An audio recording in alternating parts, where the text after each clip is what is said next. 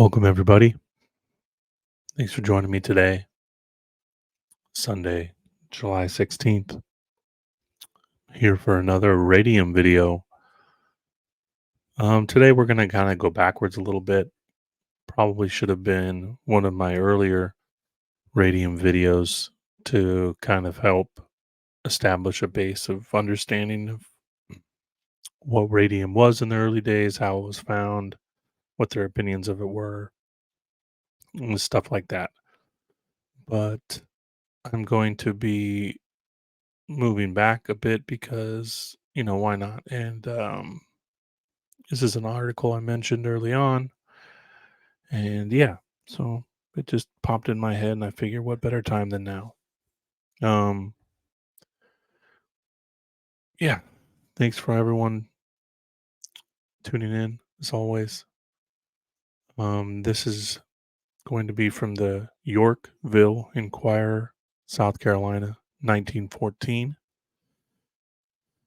And from this, we're going to pivot into tectonics, earthquakes, and volcanism.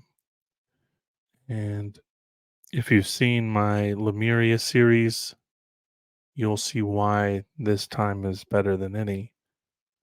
I'm going to be discussing the fall of the giant trees, um, the volcanism as we know it in uranium, radium, plutonium, thorium, these types of things, how these smoldering fires, eternal fires, um, could very well be remnants of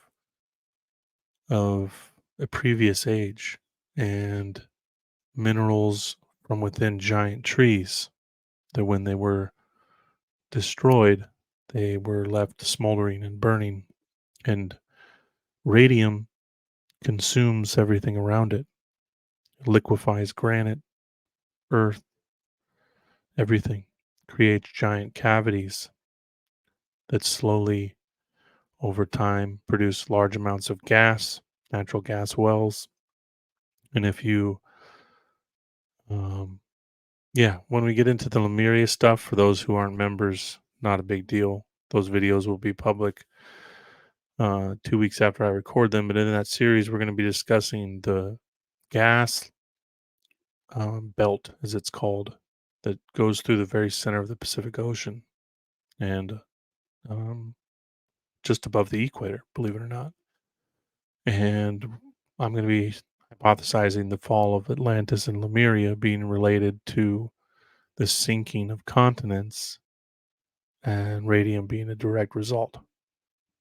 And it's breaking down of matter, creating giant cavities, sinkholes, huge ones that fall and collapse. Earth fills in, water fills in, new land, new land emerges. Yeah, that was kind of a long introduction there, but let's hop right into this article. Appreciate every one of you. Thank you for being here. Let's get right into it. Again, Yorkville, South Carolina, 1914. We're going to be jumping right into the middle here. It's called Prospecting for Radium, thus the thumbnail.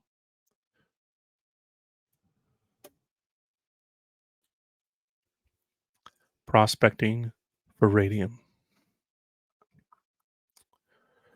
Most precious substance known, difficult to find.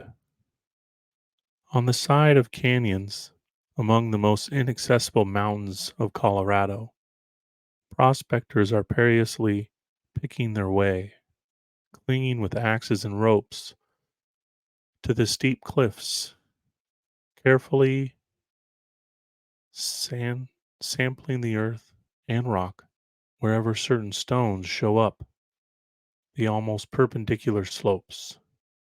It is not gold they are seeking, but that far more precious mineral, radium. For the richest radium bearing region yet discovered is there in the Paradox Valley, extending from hydraulic on the north to the McIntyre district on the south. The announcements by Dr. Robert Abe of New York and Dr. Howard A. Kelly of Baltimore that certain forms of cancer can be cured by radium applications.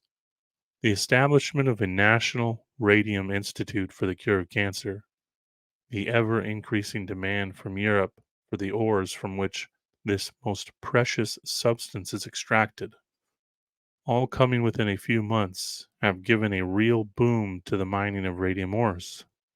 A boom that would undoubtedly be greater than it is were it not for the fact that very few prospectors would know radium ore if they saw it, and fewer still would know what to do with it if they had it. Now, looking back through my radium episodes, it's going to be important to note that this is from 1914. And if you'll remember from the the late 1800s all the way until about 1912, the Germans had been mining radium all across America, South America, and they had basically strip mined all of Bohemia and the mines of Austria and Poland. And so they had a huge head start, 20 plus year head start on the mining of radium. And I think in Europe they may have had even a 30-year head start. And if it wasn't for the US government stepping in and realizing what was going on, or, again, the narrative there is a bit wishy-washy, but the military getting involved and taking over the mines, taking them away from the Germans, the German syndicate. We'll get into that a little bit more in further episodes, but the dates are really important here. So, really, um, they really are drumming up a lot of sensationalism for the radium here because they are so far behind. And the Germans had already been buying up the lands in Colorado until they were seized from the German syndicate. And the problem was they needed to get more people involved. Now, radium was also found in Utah, Nevada, and California, and Oregon. But the greatest quantities of it appear to be in Colorado. But those other mines would be kept secret or were in private hands. But yeah, let's get back to the article. Radium mining and reduction is something of a gamble anyway, for radium producing ore exists only in pockets in the rock. It is impossible for anyone to estimate how much radium there may be in a prospector's hole. Again, the healing value of radium is still uncertain. Now, the healing properties of radium were well known and were ancient. And again, showing that the Madame Curie identification of radium and its findings was a complete falsehood, and that radium was well known prior to this Madame Curie Mercury signature name. Um, she just brought it to the forefront and out from behind a curtain, so to say. But yeah, really important to remember that this is just kind of the narrative that's reaching the public view, and that um, they had many ways of identifying the likelihood of radium and thorium and magnetite and kernite and all of these things were big markers. We have the assurance of a few of the greatest experts in the world that they have cured many cases of cancer with it. That is, they have eradicated all traces of cancer, and this, after several years, has not reappeared. But physicians and surgeons have learned by bitter experience to be skeptical about all reported cures of cancer, for cancer has a devilish way of lying dormant for years and then suddenly reappearing, sometimes in the original spot, sometimes in another. Therefore, there are many physicians who say one can never call a case of cancer cured until the patient shall have died after many years and of some other disease. The medical profession at large is still skeptical of these cures, and it is less than 6 months since the medical record administered to it a severe reproof for deliberately closing its eyes to the cures announced by Dr. Abe, Sir Frederick Treves, and Dr. Kelly. And I do believe that these cancer cures were kind of, again, part of that um, falsehood public record. For the Germans had already been, again, like I had stated, they had been 30 years ahead of this. And the real juicy experiments were revitalization of cells, strengthening of humans, human strength. You've heard me mention that the superhero X-Men type of narrative comes from these types of military experiments, and they weren't military; they were in the public sector, for they knew it would take them too long to catch up if they kept it behind closed doors. So they had been pouring it into the hands of many, many different institutes and schools, doctors. And sure, the military was running its own experiments, but they needed to fast track things. So I believe that these cancer cures and all of these things those things did exist, but they were a bit of a front. And I think they were just playing catch up. The skepticism is quite comprehensible when it is considered that, in the words of Charles L. Parsons of the United States Bureau of Mines, only 3 or 4 American surgeons have so far, as the Bureau of Mines is informed, been able to use it in quantity sufficient for the drawing of decisive conclusions. Again, quoting Mr. Parsons, it is doubtful if there is at the present time in the hands of the medical profession in America more than a single grain of this element, as it takes several hundred milligrams to have any effect on cancer. Now, this is where the gas and the medium of exchange becomes very important. The radiumized water and the radiumized gas. You could take a grain and it could create radium gas and radium water pretty much um, at, without end. And that was why if you remember, my healing springs and radium to cure the ills of the world, um, and that these springs seem to be coming up through ancient trees and bringing with them these minerals, and that medium of exchange with the human body is very important, for it reduces the potency and also allows for a um,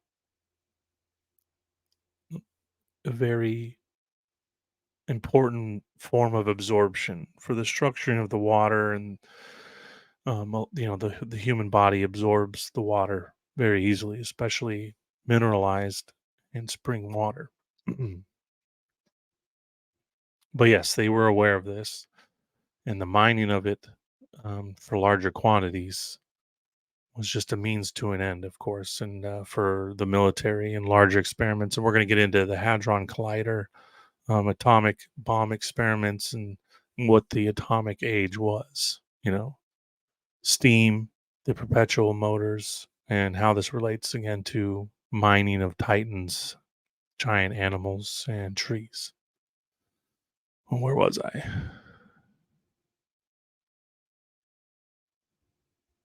The price of radium is prohibitive, except for very rich surgeons or for generously endowed institutions. Now, we've talked about the endowed institutions and Carnegie and DuPont and a lot of these big names you'll be familiar with, the Rockefellers, their institutions, the DuPonts again. They were the ones getting a lot of this stuff. Okay, so these early experiments, of course, there was the the surgeon here and there, but they often worked for a large um, sort of college or something along those lines. So again, the system of control was part of the tree narrowing to a point that I would say the military was at the top of, and this was a way of streamlining experiments that they were far behind on. This price is about $120 per milligram of radium metal, but radium metal does not exist in a pure state.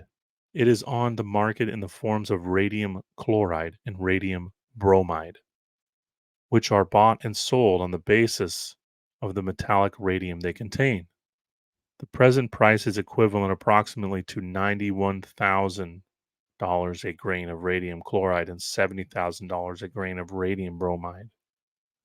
The newly discovered radium fields in Colorado are the richest known, but the highest estimate of the total quantity of radium in them all places it at only 900 grains.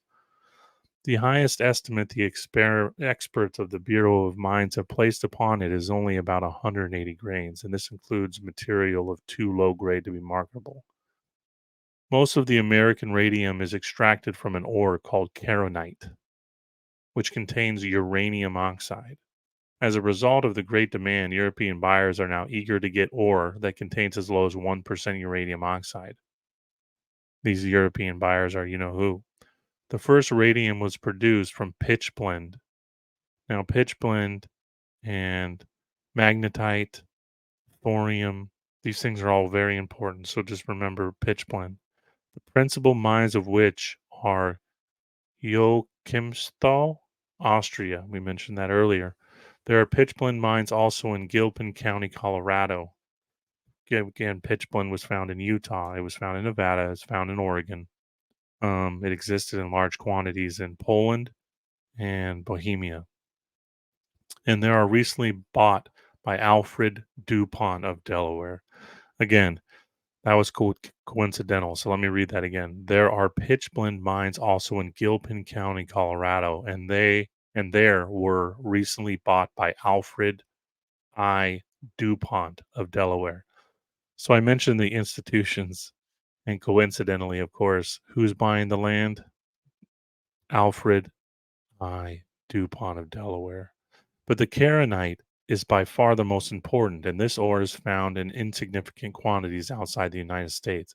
Now, keronite ore was also found in the Carolinas. The Denver office of the United States Bureau of Mines has received so many inquiries about these ores that it has drawn up a bulletin which is sent in reply to all inquiries. This bulletin is as follows. Radium is found with uranium minerals only. Wherever uranium exists, radium is also found in the mineral. And where there is no uranium, radium has never been found. Uranium and therefore radium are found in this country in keronite and its associated minerals and in pitch blende. Keronite is a lemon yellow mineral usually found in pockets of sandstone.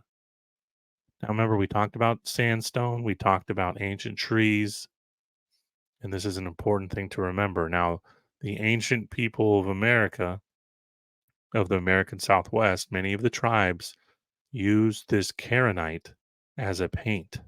They painted their bodies for ceremonies, the rain dance, many other ceremonies, death ceremonies, and I think that's very, very important. The mineral may be in the form of light yellow specks disseminated through the sandstone, or as yellow incrustations in the cracks of the sandstone, or may be more or less massive, associated with blue, black, or brown vanadium ores. Pitchblende is a hard blue black ore that looks something like magnetite, but is heavier. It is found in pockets and veins in igneous rock. Now, this is an incredibly important paragraph, okay? Because again, the relation to magnetite, this is also a big relation to the lodestone, the radium, the lodestone, magnetite, really important paragraph. Pitchblende is a hard blue black ore that looks something like magnetite, but is heavier. It is found in pockets and veins in igneous rocks. This mineral is not nearly as widely distributed as keronite. Occasionally, it is found associated with an orange mineral called gumite. Incredibly important paragraph that'll crisscross and over a lot of subjects as we get farther into the mining giant titan trees as well as titan animals and the um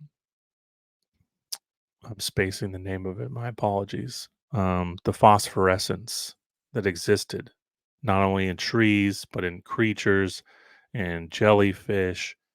um, when we talk about the vapor canopy, which you've heard me mention many times, or the age of the giant trees, phosphorescence existed in everything.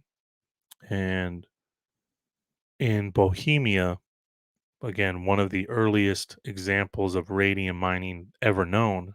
They were impregnating glass with radium, and they would fill these glasses and these glasses would glow in the dark, green and yellow, orange, and they would fill them with water and drink from them, and they had healing properties as well as in other odd instances psychedelic effects. And yeah, so we'll get into articles about that further down the road, but that one is really important. The pitch blend, the magnetite, igneous rock, you know, Vulcan, Ra, these again gods that are minerals, and what I was mentioning about volcanism, magma, radium, uranium fires from inside these root systems of these ancient trees that have been burning for thousands of years, perhaps maybe longer, creating huge cavities that eventually cave in, and that this natural gas belt is part of the same structure. Think of it kind of like the Ring of Fire, the Ring of Fire being remnants of these ancient tree systems. The best way to test these ores is to wrap in the dark a photographic plate in two thicknesses of black paper. On the paper, lay a key, and then just above the key, suspend 2 or 3 ounces of the ore, and place the whole in a light, tight box. Pressure of the ore on the key and the plate should be avoided. After 3 or 4 days, develop the plate in the ordinary way, and if the ore is appreciably radioactive, an image of the key will be found on the plate. The United States Bureau of Mines, number 502, Foster Building, Denver, Colorado, will be glad to receive any samples of ores giving promise of containing radium and associated rare minerals, as indicated by the test above described. Though it cannot undertake to make chemical analysis or assays of such minerals for private parties, it will indicate the advisability of further examination. So far as known, at presence only, one American concern has actually put American produced radium on the market. Several have mined the ores and shipped them to Europe for reduction. But very recently, the Standard Chemical Company, again, the Standard Chemical Company, yeah, that's Standard Oil Chemical Company, has entered the market with radium produced in its works at Cannonsburg, Pennsylvania. So the first refining factory built was built in Pennsylvania by the Standard Chemical Company. Now, the Standard Chemical Company provided the first financing and radium to Madame Curie. Go figure, right? So, propping the whole uh, lie and introduction of radium into the public sector was done by the Standard Chemical Company. It costs a Colorado miner about $70 a ton to get his ore from the Paradox Valley to the principal market, which is at Hamburg, Germany. Again, Hamburg, Germany is the principal market for radium. Now, what have we been saying about the German syndicate and the Germans? When we get farther into this radium series, we're going to show that the onset of World War I had more to do with controlling radium mines and secret technology than it did anything else. A 2% ore will sell there for about $95 a ton. This represents only about one-sixth the value of radium contained in the ore, so the miner scarcely gets his due share of the profits, of course. The methods by which the milligram or so of radium is concentrated from the tons of ore through which it is spread are a secret. There are probably several different methods, each manufacturer having his own, but the general principle is well known. It is not a smelting process such as used in extracting gold or copper or iron, but is purely chemical. The radium must be dissolved and then crystallized in the form of a salt, either radium chloride or radium bromide. Madame Curie, with her discovery of polonium, paved the way and laid down the general rules. Now, radium salts had been known of in the 1800s, so she's just bringing the rules to the forefront to the public sector. The ore is crushed and placed in large vats into which a solution of carbonate of soda is poured. Heat brings the whole to a boiling point, after which it is filtered. More carbonate of soda solution is added for the purpose of washing out most of the sulfates. The liquid that results contains several alkaline earths, including radium content of the original ore. This is now treated with pure hydrochloric acid. This dissolves these earths. The radium has now to be precipitated from the rest of the mass. This may be done either by adding sulfuric acid, which forms a combination with the radium in the form of radium sulfite, and has to be changed back into a carbonate by the addition of more carbonate of soda, or the solution may be saturated with hydrogen chloride, which precipitates only the radium and the barium chlorides, leaving the chlorides of lead, iron, calcium, etc., still in the solution. These radium and barium chlorides are practically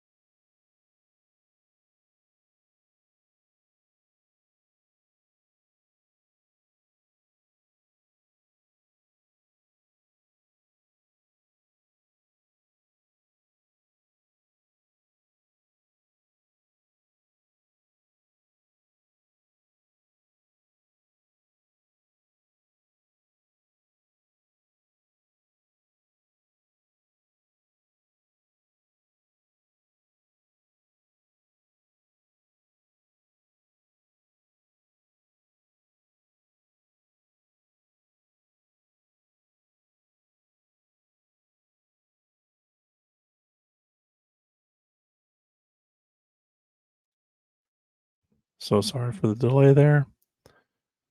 Where was I?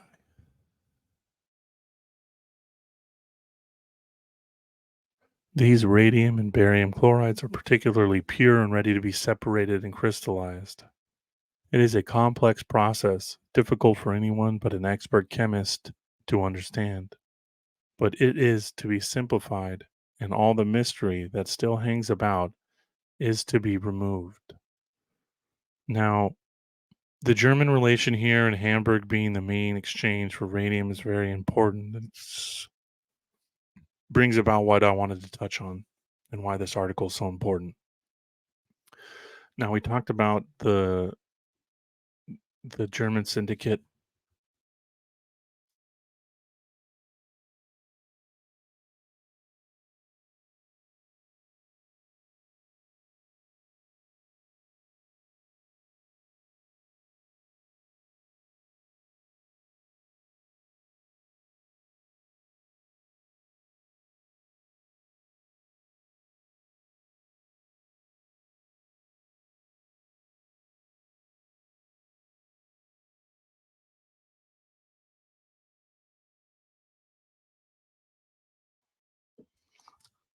Again, my apologies.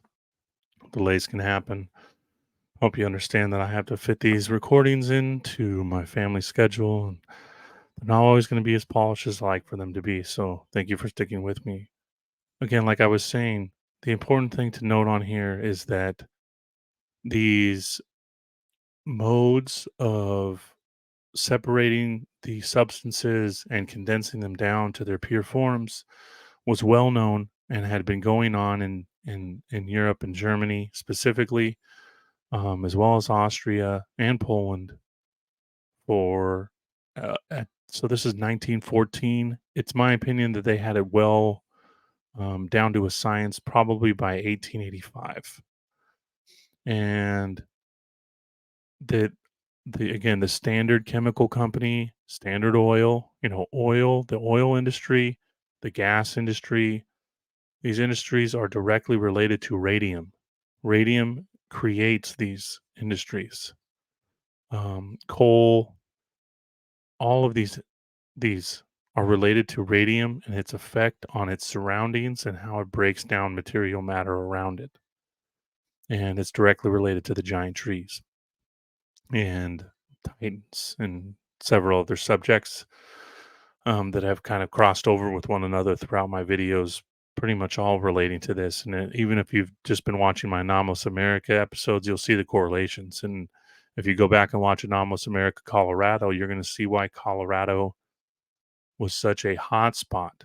Same with Utah and many of these other places. These places had been rocked by some insane event. Petrifactions like no other found in America exist in these areas. And it's no coincidence that radium exists where there's large petrifactions and what seem like huge cataclysms and a massive amount of lava fields. Tons and tons of lava fields. This goes back again to that paragraph I said was so important earlier. The magnetite and the lodestone and all of these relations here are very important. And some of the largest skeletons of reptiles and vertebrates and mammals ever found were found in Colorado. No coincidence there. Charles L. Parsons, chief of the Division of Mineral Technology, United States Bureau of Mines, in an address before the American Mining Congress last October, announced a cooperative agreement between the Bureau of Mines and the newly formed National Radium Institute.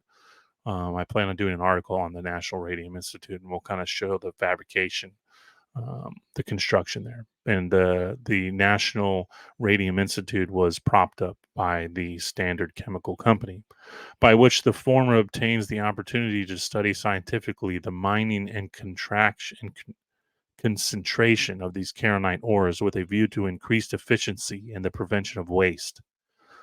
The institute, which was founded by Dr. Kelly and Dr. James A. Douglas of New York, each of whom subscribed $150,000 for it, has acquired 27 mining claims in the Paradise Valley region and has already produced 100 tons of high grade ore. Again, this institute was propped up by the Standard Chemical Company. That's where this money's coming from. That's where this land is getting purchased by. and the Germans had been buying land in Colorado long before. A plant is to be erected in Colorado, and the Denver office of the Bureau of Mines has devised entirely new methods of extracting the radium.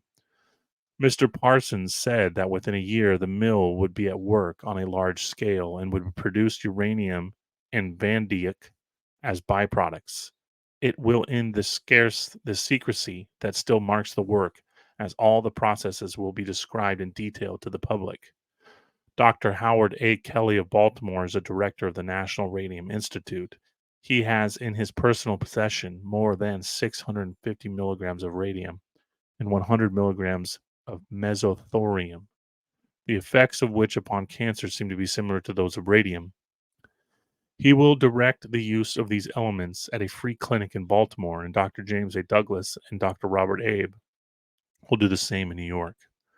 The discovery recently described in these pages that the emanation or gas given off by radium is equally effective as the element itself, and that this emanation can be stored in lead plates and in water seems to be presaged and the no distant day when radium treatment shall be within reach of every patient of every physician instead of being, as it is today, the exclusive privilege of those who are rich enough to pay for it, and those who are so poor that they become entitled to treatment for nothing.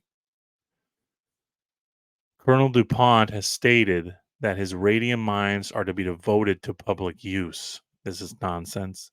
Dr. Douglas says that the radium produced for the Radium Institute will be its own property, to do with it as it likes. It will not give it away. It will, however, sell none, but use it for curing cancer and such other diseases as may be found amenable to its rays. And you'll find that this slowly disappears from the reality.